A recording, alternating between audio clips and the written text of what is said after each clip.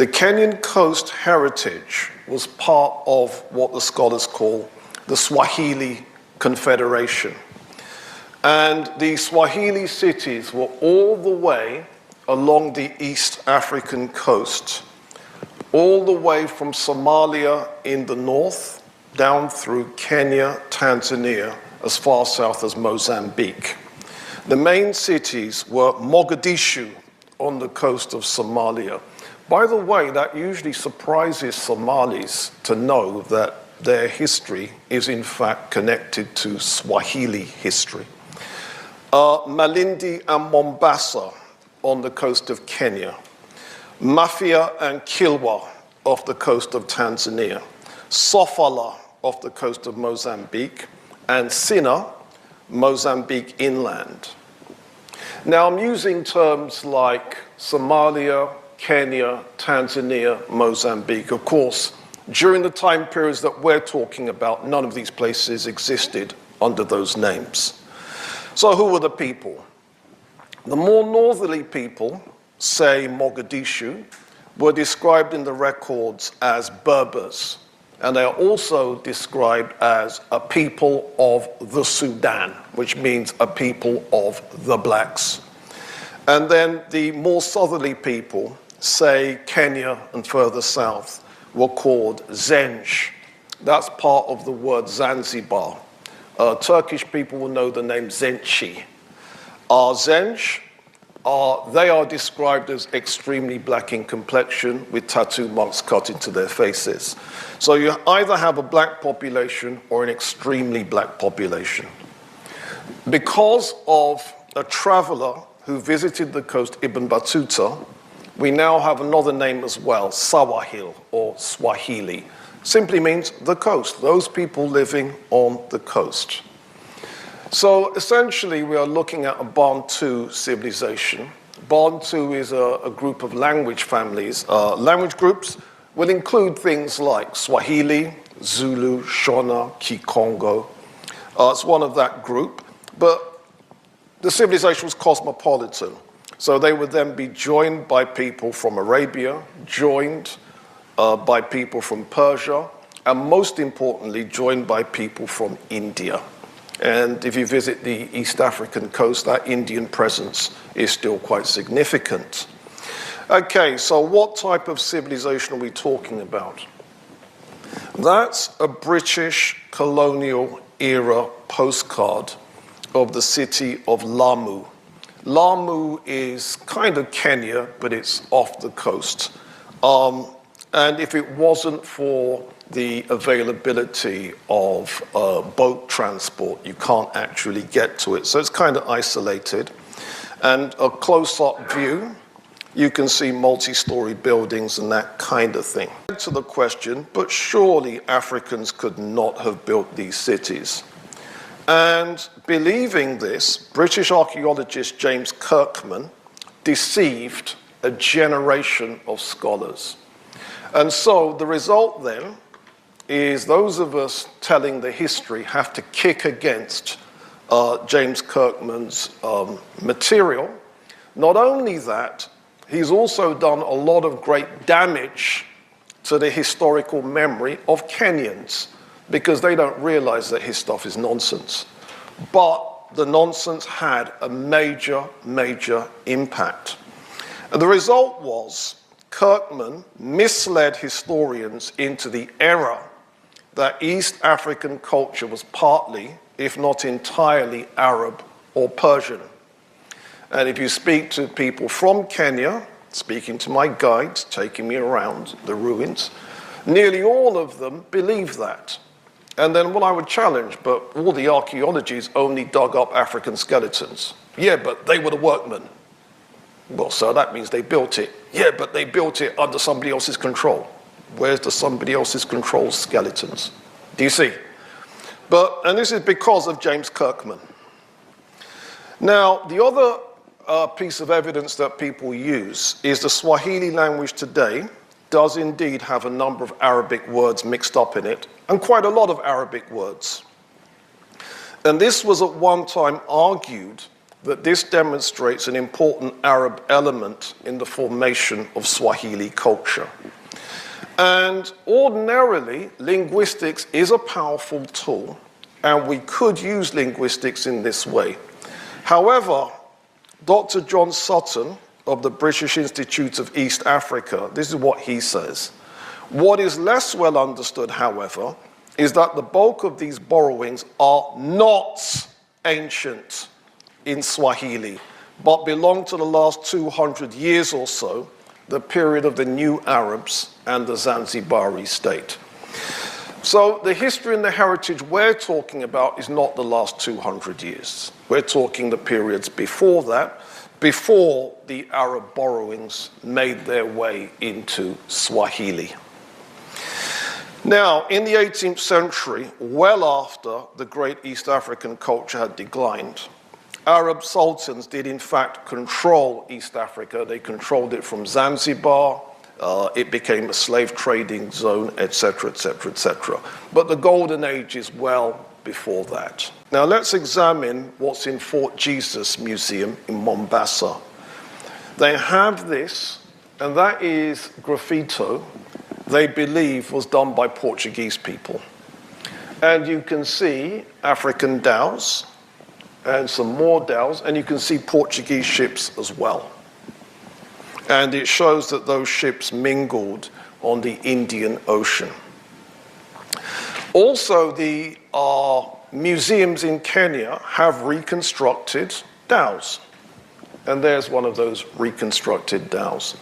And you find it's not just dhows, there's multiple types of East African ships that they've got reconstructed. You can see 2 or 3 behind the main one here. So that raised the question, African ships on the Indian Ocean? Yes.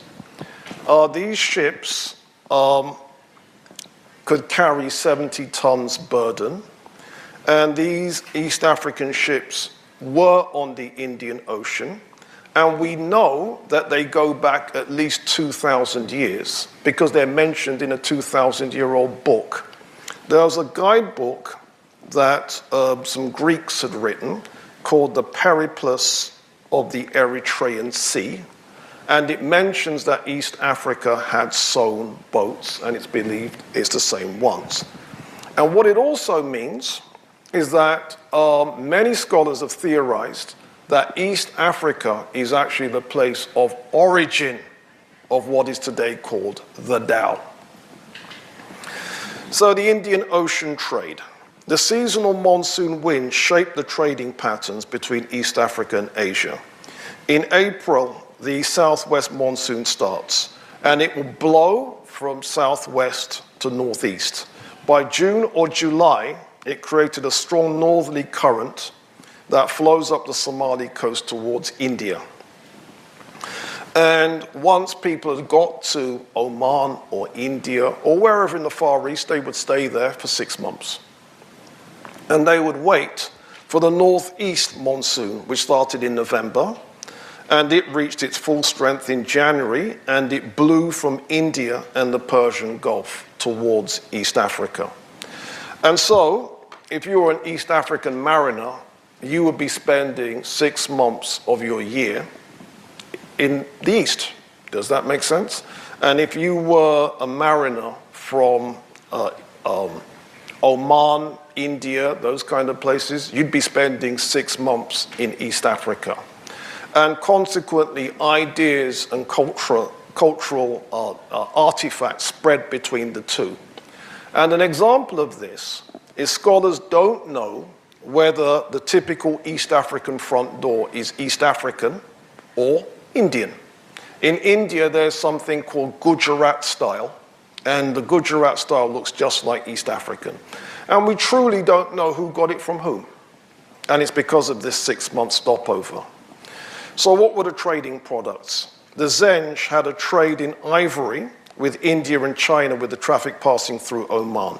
The ivory was used to make the handles of daggers in India and royal chairs in China. It was also used to make chess pieces. They were skilled workers in metal. Now, what was this metal? It was in 1978 that the scholars found out what that metal was. They also exported ambergris, which is a perfume, and rhino horn. Let that one sink in. Mic drop. And rhino horn supposedly had medicinal properties, and you can just see the inverted commas on this medicinal. People are looking at me blank. Aphrodisiac, right? Which is the origin of the word horny. Okay. All right, they traded leopard skins and also timber. Mangrove poles in particular were sold to the building industries of Oman and Persia.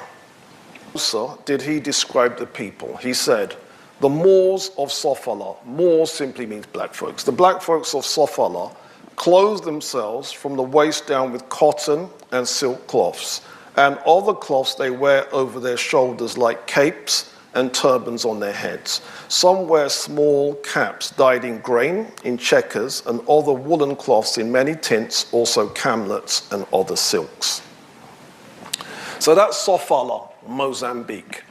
By the time we get the report coming out of Kilwa, the levels of luxury reached was astonishing. They are finely clad in many rich garments of gold and silk and cotton, and the women as well, also with much gold and silver chains and bracelets, which they wear on their legs and arms, and many jeweled earrings in their ears. And then the people from the island cities of Pemba, Mafia, and Zanzibar dressed in the same style as described for Kilwa, with the same associated opulence. Now, Pemba, on a modern map, is the coast of Kenya. All right, now, remember the description of the Moors of Sofala, Mozambique, because that's important. You see, when I visited our Fort Jesus Museum, they had the traditional dress of a Bantu-speaking East African group called the Mijikenda. And those are the Mijikenda and how they're dressed. Now, doesn't that sound just like the description? And the significance of that is this. Scholars now think the people who became the Swahili were originally the Mijikenda. So Mijikenda speakers got to the coast. A coastal culture developed. A lot of people became Muslims. Some continued traditional African religions. They developed a new identity as Swahilis. Do you see? And then you've got the Mijikendas that didn't, that stayed inland. But essentially it's Mijikenda culture. Now, what else was depicted in the Fort Jesus Museum? Right, can you see that's a blacksmith? And can we put him into a context? Did I mention that a certain trading product was discovered in 1978, what it was, and it was some type of iron. It was actually steel. In 1978, 13 ancient iron and steel furnaces were discovered in Tanzania, and these East African smelters made the finest steel produced anywhere in the world between 500 AD and 1850 AD. And it was only after 1850 that their steel technology was surpassed. Did you know East Africans minted their own coins of copper and silver? Did we know this? There's one of them. These coins were issued in the 11th century. They had rhyming couplets on them, praising the king and praising God. And where have these coins been discovered? Well, according to the Daily Mail, that bastion of right-wing conservatism, how 900-year-old African coins found in Australia may finally solve the mystery of who arrived down under first. And let's read it. Coins date back to 6 centuries before Captain Cook. Are we feeling this? And so what this tells us is East African mariners were the documents tell us they were sailing to Oman, they were sailing to India, they were sailing to Java, they were sailing to Indonesia, they were sailing to China, they were sailing to Cambodia, where they established a colony. And we now have the theory that they could well have sailed to the northern fringes of Australia as well. A theory put forward by the Daily Mail. Right, now continuing our theme of metals, This is some reconstructed silver jewelry, which again they believe is in this 13th century context. And are you feeling this?